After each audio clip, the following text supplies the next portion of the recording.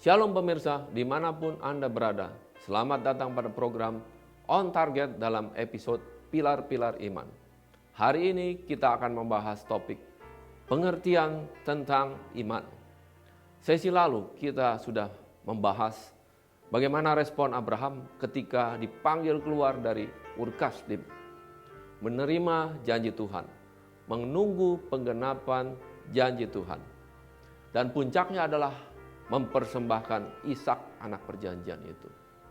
Penyerahan Ishak sama artinya dengan jadilah kehendakmu di bumi seperti di surga. Penyerahan ini merupakan warisan rohani yang sangat penting. Selanjutnya warisan rohani ini diturunkan kepada Yakub yang disebut Israel. Dari bangsa Israel lahir Yesus Kristus, Sang Juru Selamat dunia. Tuhan yang menjadi manusia, yang merasakan kebutuhan dan kelemahan kita. Dia tidak lahir di Yerusalem sebagai anak imam besar, atau lahir di istana kaisar sebagai anak raja. Tetapi dia memilih lahir sebagai anak tukang kayu yang sederhana. Dibesarkan di daerah yang tidak terhormat seperti Nazaret. Seperti kata Nathanael, mungkinkah sesuatu yang baik datang dari Nazaret? Apakah maksud semuanya ini? Supaya manusia tidak menaruh kepercayaannya kepada hal-hal yang bersifat lahiriah atau pada atribut-atribut kemegahan duniawi. Pada saat itu, seorang Yesus bukanlah siapa-siapa. Dia hanya membantu Yusuf ayahnya sebagai anak tukang kayu. Pemirsa, dapatkah kita bayangkan jika kita hidup di zaman itu? Atau sebaliknya, Yesus yang hidup di zaman kita sebagai tetangga kita. Bekerja sebagai anak tukang kayu yang biasa kita panggil untuk memperbaiki rumah kita. Lalu anak tukang kayu ini tampil berkhotbah tentang kerajaan surga dan sebagainya. Apakah kita akan percaya? Pemirsa, kita cenderung percaya pada hal-hal yang bersifat lahiriah. Yesaya 53 ayat 2 mengatakan bahwa Yesus tidaklah tampan, tidak ada bagus-bagusnya.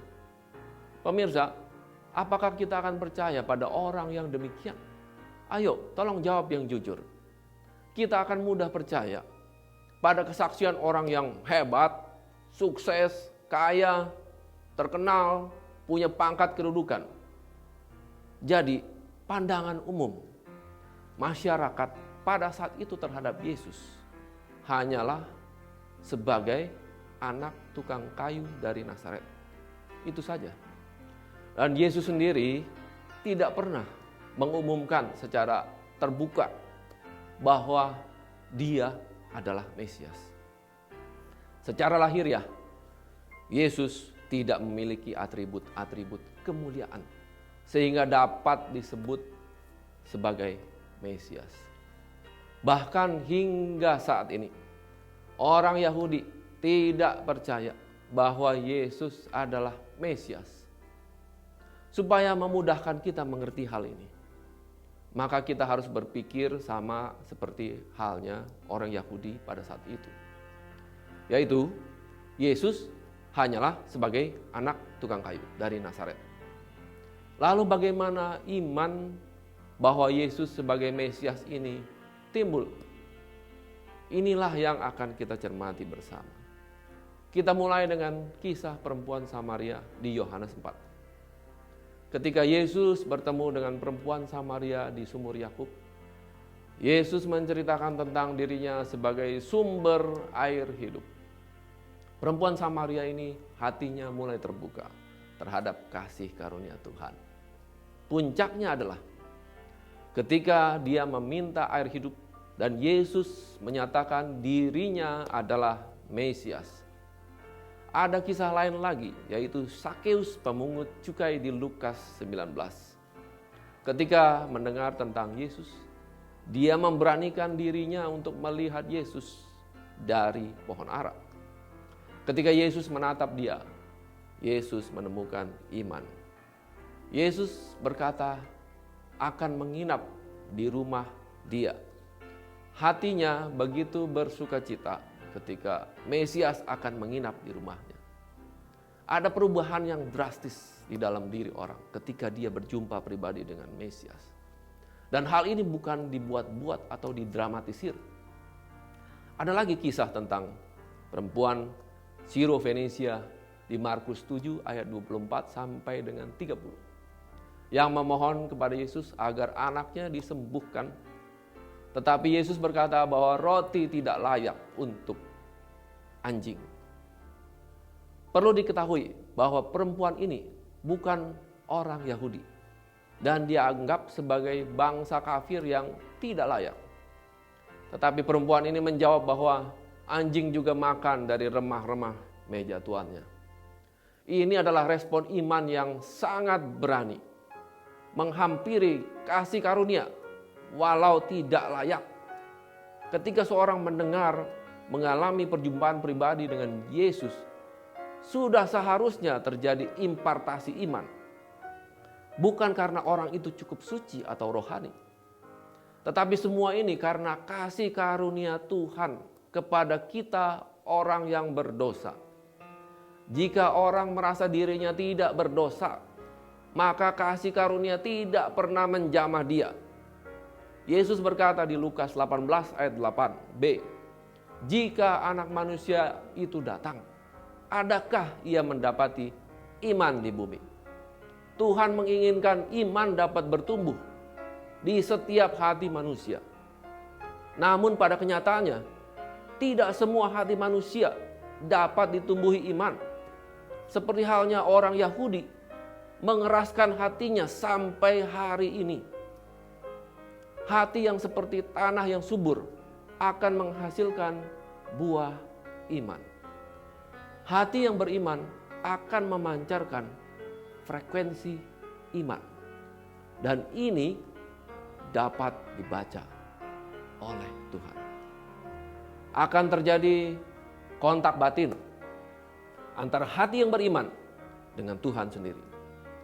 Apabila hal ini terjadi, mujizat akan mengalir, mujizat akan terjadi. Mujizat yang terbesar adalah keselamatan lahir baru. Mujizat-mujizat lainnya seperti kesembuhan, pertolongan Tuhan yang ajaib dan sebagainya adalah merupakan bonus dalam hidup kita. Pada saat itu, iman dimulai ketika orang menerima keberadaan Yesus, anak tukang kayu ini, sebagai Mesias yang dijanjikan. Ketika itu, jika seorang berani datang dan mohon kepada Yesus, itu menandakan sudah ada iman bahwa Yesus adalah Mesias di dalam hatinya. Dan iman ini membuka jalan terhadap kasih karunia Tuhan. Kasih karunia Tuhan adalah Yesus Kristus. Begitu kita merespon, kasih karunia mendapat tempat di hati kita untuk bertumbuh.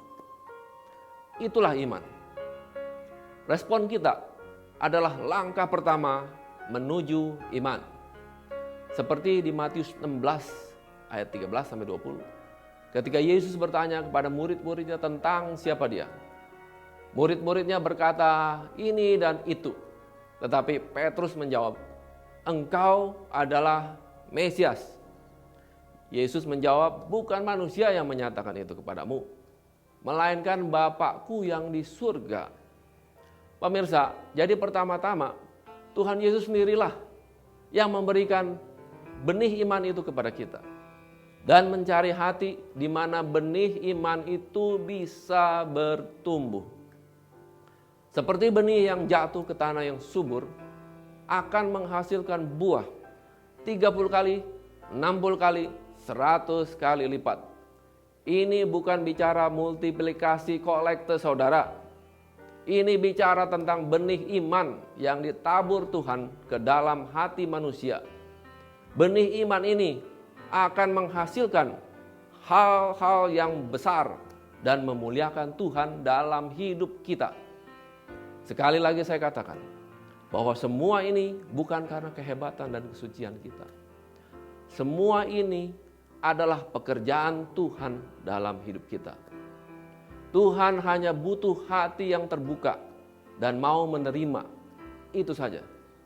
Singkirkan semua semak duri dan batu-batu supaya tanah hati kita siap ditumbuhi benih iman dan membuahkan perkara-perkara yang luar biasa bagi kemuliaan Tuhan. Semoga ini bisa menjadi berkat buat kita semua. Demikianlah pembahasan kita untuk hari ini. Dan kita akan kembali pada penayangan program On Target berikutnya pada waktu dan jam yang sama. Shalom, Tuhan Yesus memberkati.